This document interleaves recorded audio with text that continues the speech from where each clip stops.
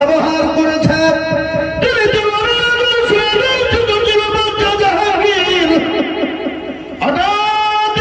তিনি বাড়িতে নেন, তিনার বিবি নূরজাহান বাড়িতে বসে বসে তিনি তীর চালাইছিলেন। তীর বুঝেন না গো, এখন তো তীরের প্রয়োজন না, আগে কিন্তু তীর ছিল, ধনুক ছিল। মুসলমান বাদশা জাহাঙ্গীর তার বিবি বাড়িতে একাই রয়েছে, বাদশা জাহাঙ্গীর কিন্তু বাড়িতে না,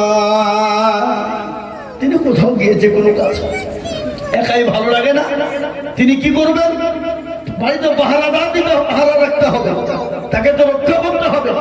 তিনি কি করলেন? নিজে বসে বসে তীর ধনুক শুরু করলেন চালাতে। তীর ধনুক চালাতে চালাতে গিয়ে রে বাবা, বলার উদ্দেশ্য ছিল না, এটা বলার উদ্দেশ্য হলো আজকে কেন বলছি জানেন? এই ওয়াজটা আমি আর আগেও করেছি।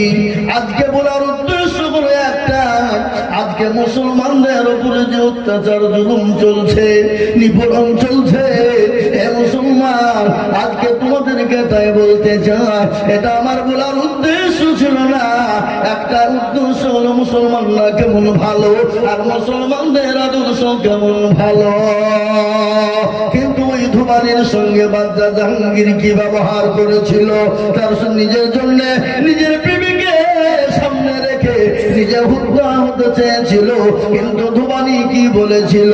ওগো বাদশা জাহাঙ্গীর, আমরা তো তুমি তোমাকে আমি মাফ করে দিলাম, ক্ষমা করে দিলাম। তোমার মতো বাচ্চাও যদি আমাদের জমিনে বেঁচে থাকে, আমাদের মতো সংখ্যালঘু ধুমারিরা জীবনও কোনদিন বঞ্চিত হবে না। মুসলমান আজ আমাদের উপর কত জুলুম চলে রে বাবা। এই দেখেন কিছুদিন আগে আই লাভ মোহাম্মদ নিয়ে একটা ঘটনা ঘটে গেল। মুসলমানদের 200 জনের উপরে ফায়ার করা হলো এবং 40 জন যুবককে আপনার বেদরত মেরে তাদেরকে জেলে ভরে দেওয়া হলো। কিন্তু ওই প্রশাসনের সামনে মুসলমানরা বলেছিল, ও যুগীর প্রশাসন শুনে না, ও সরকারের প্রশাসন শুনে না, মুসলমানদেরকে মেরে মেরে শেষ করে দাও, হত্যা করে দাও। তোমার যত বুলডোজার আছে তুমি চালিয়ে দাও, তোমার যত বুলেট বোমা আছে তুমি চালিয়ে দাও। তবে শিকার মোহাম্মদ আইলাম মোহাম্মদ মুক্তিকে বলবো কমাবো না। কেন শুনেলে? এখন তো বলছে আইলাম মোহাম্মদ, কিন্তু আল্লাহ 1450 বছর আগেই বলে দিয়েছেন, কুল ইন কুনতুম তুহিব্বুনাল্লাহ ফাত্তাবিউনি ইউহিব্বুকুমুল্লাহ ওয়া ইয়াগফির লাকুম যুনুবাকুম আল্লাহু গফুরুর রহিম। আল্লাহ বলেন, নবী গো আপনি তাদেরকে জানিয়ে দিন গো রাসূল, তারা যদি আমাকে পেতে চায়, আমি আল্লাহকে যদি তারা নিতে চায়, আমার আল্লাহ আমার জান্নাতে যদি তারা যেতে চায়, ও গো রাসূল আপনাকে অনুসরণ করতে বলুন, মহব্বত করতে বলুন। আপনাকে যদি মহব্বত করতে পারে, আমি আল্লাহকে তারা পেয়ে গেল। মুসলমানদের উপর অত্যাচার করেছো, না না না, এ বাবা এলাম মোহাম্মদ বলার জন্য, নবীকে মহব্বত ভালোবাসার জন্য কাফের বেঈমানরা যুগ যুগ ধরে ইসলামের উপর অত্যাচার করেছে, মুসলমানদের উপর অত্যাচার করেছে। আপনাদের কাছে শুনে দিই, জানিয়ে দিই বাবা, একজন নবীর সাহাবা, ও মুসলমান গো, নবীর প্রেমিক কত ছিল, নবীকে কতটা ভালোবেসেছিলেন। হাদিসের মধ্যে এসেছে, আল্লাহ রাসূল বলেছে, আল্লাহি আল্লাহি আল্লাহি লা ইউমিনু আহাদুকুম হাত্তা আকুনা আহাব্বা ইলাইহি মিন ওয়ালিদিহি ওয়া ওয়ালাদিহি ওয়ান নাসি আজমাইন। বুখারী শরীফের হাদিস এটা। রাসূলুল্লাহ বললেন কি, কতক্ষণ পর্যন্ত তুমি মুমিন হবে না? কতক্ষণ পর্যন্ত? যতক্ষণ পর্যন্ত তুমি তোমার জীবনের থেকে তোমার জমি গাড়ি বাড়ি টাকা পয়সা ধান দৌলত সমস্ত জিনিসের থেকে আল্লাহ তার রাসূলকে বেশি না ভালোবাসবে, ততক্ষণ পর্যন্ত তুমি প্রকৃতিক মুমিন হবে না। মুমিন ছিলেন কারা? সাহাবারা নবীকে কতটা ভালোবেসেছিলেন, রাসূলকে কতটা ভালোবেসেছিলেন, কতটা নবীর জন্য তারা আপনার আগ্রহ ছিল, এমনকি নিজের জীবন পর্যন্ত সাহাবারা দিয়ে দিয়েছেন। একজন সাহাবা যার নাম হলো হযরতে তালহা। তালহার প্রেমে মহব্বত কেমন! জীবনের কোনো মায়া নাই, জীবনের কোনো দায় নাই, জীবনের কোনো দাম নাই। বিবি বাচ্চার দিকে তাকাই না। হযরতে তালহা উহুদের প্রান্তে যুদ্ধ শুরু হয়ে গেল। কাফের বেঈমানেরা নবীকে করে দিয়েছে, নবীকে হত্যা করে দিবে, মেরে দিবে। মক্কার জমিনে, মদিনার জমিনে এলান হয়ে গেল, নবীজি দুনিয়ার জমিনে বেঁচে নেন, দুনিয়ার জমিনে নেই। কাফের বেঈমানরা নবীকে হত্যা করে দিয়েছে। হযরতে তালহার কানে পৌঁছে গেল। তিনি তো ঘরের ভিতরে ছিলেন। তিনি দৌড়তে দৌড়তে পানি যায় জিহাদের ময়দানে চলে গেলেন। অলঙ্ঘা তরবারি নিয়ে বিশ্ব নবীকে গিয়ে ঢাল করে ফেললেন, নবীকে পেছন দিকে ঢাল করে রেখে দিলেন। কাফিরদের সঙ্গে তালহার যুদ্ধ শুরু হয়ে গেল।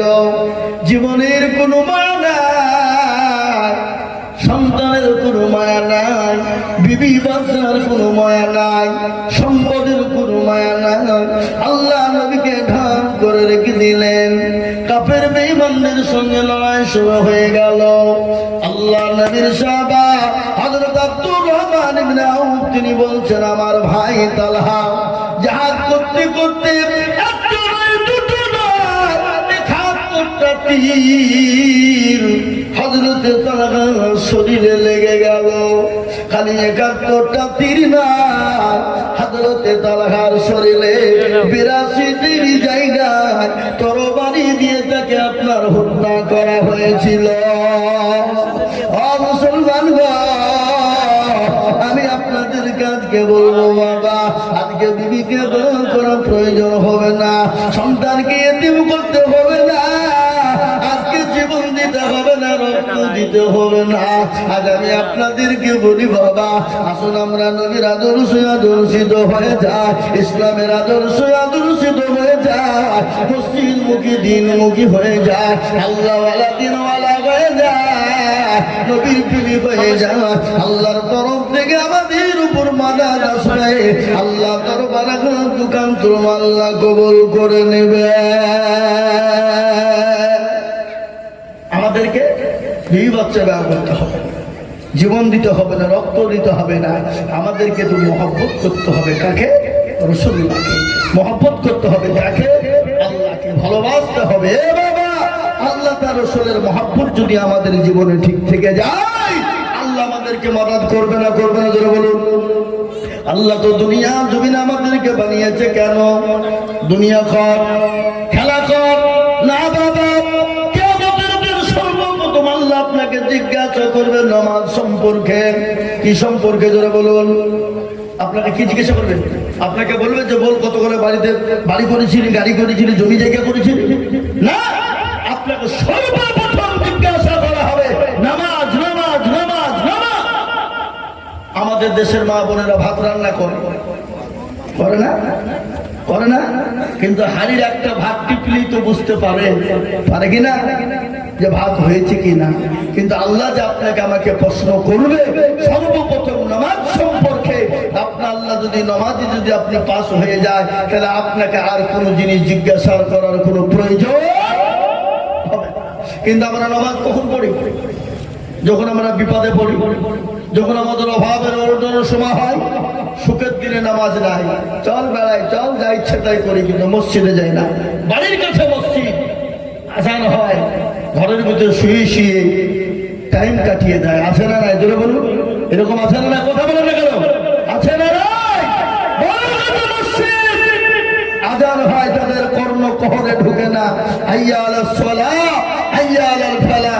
আর আমরা বলি আমরা পারলাম না, ইমাম আর মুয়াজ্জিন তারা দুজনেই চালা। আল্লাহর কাছে যেতে হবে। প্যারা নবী যেদিন দুনিয়া থেকে বিদায় হয়ে যায়, প্রচন্ড বুকে ব্যথা, মাথায় যন্ত্রণা সহ্য করতে পারে না। হযরত জিবরিল আলাইহিস সালাম এলেন, রাসূলুল্লাহকে বললেন, ইয়া রাসূলুল্লাহ আপনি কেমন আছেন? বলে আমি তো মোটেও ভালো নই গো ভাই জিবরাইল।